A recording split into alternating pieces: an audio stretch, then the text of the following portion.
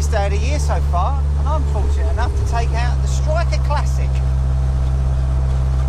And as you can see around you, I've got my Wish windscreen and doors. So this has got what we're going to call the GT pack on it, which is your windscreen and doors. It's got a tonneau cover that goes over it as well. 170 horsepower Z-Tech silver top on Gen V throttle bodies. It's rather a comfortable little driving position. I've got my elbow quite nice on the tunnel top here, and the other elbows on the side of the car. So normally when I critique the Ford-based cars, what the biggest thing and the first thing that jumps out at me is the diff whine. But I've got to be honest with you, this hasn't got any at all. This is a really, really nice, pleasant driving experience. Steering's nice and twitchy.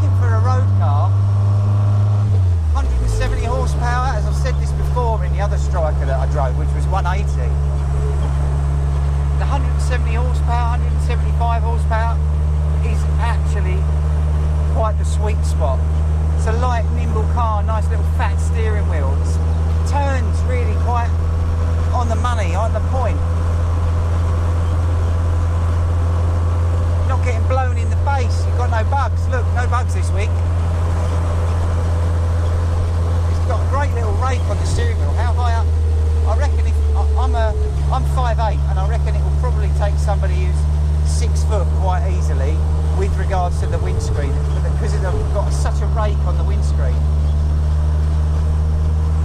The wind is just going right over the top of you. Oh, listen to that noise. It's not exhaust, it's all induction. It's got a sausage filter on it.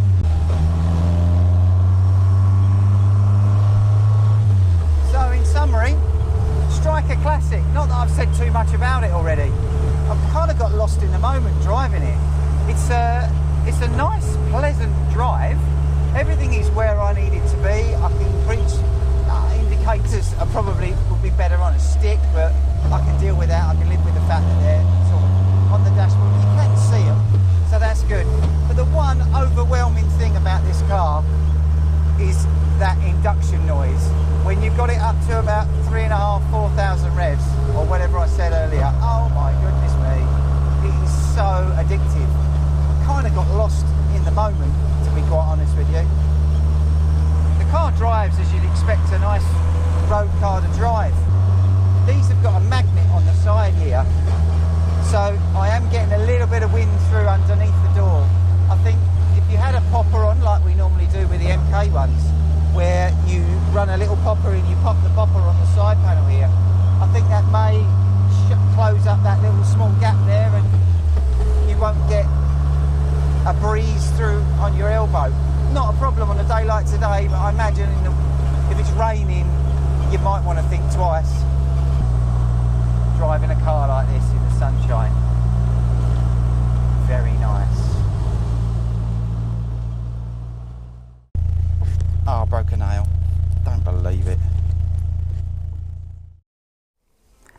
I want to highlight to you the differences between the Striker Classic and the Striker Aero. What you got here is the Striker Classic with the GT pack, windscreen and doors, which you can tell it's the Classic because it's got this A shape on the side panel. This is where the windscreen bolts in. You can actually swap that over as well. That will swap over to a aero screen. So that will swap quite nicely, but this is the GT pack, so this is the windscreen doors, and then you've got the Striker Aero, which only comes at the moment with an aero screen. The differences between the two is the A-shaped panel on the side for the side panel on the Classic, and the Aero side panel is just one straight long piece of aluminium.